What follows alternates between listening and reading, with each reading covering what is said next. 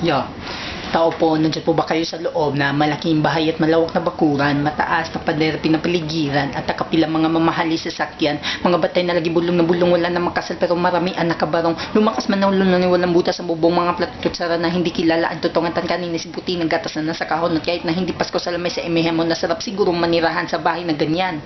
Sabi pa nga nila ay dito mo rin matatagpuan ng tao na nagmamayari ng isang upuan na pag may pagkakatao'y pinag-aagawan kaya naman hindi niya pinakakawalan. Kung makikita ko lamang siya ay akisisigawan. Yupo na nakaupo, subukan nyo namang tumayo, at baka matanaw ninyo ang tunay na kalagayan ko.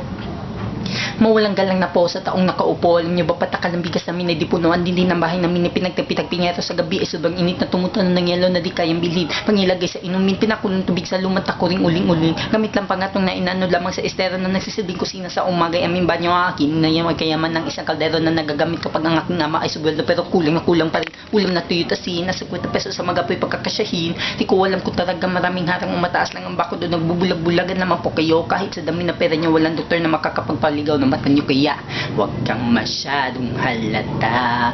Bato-bato sa langit, ang matamaan huwag magalit. Oh, bato-bato sa langit, ang matamaan ay huwag masyadong halata. Yo, follow me on Facebook.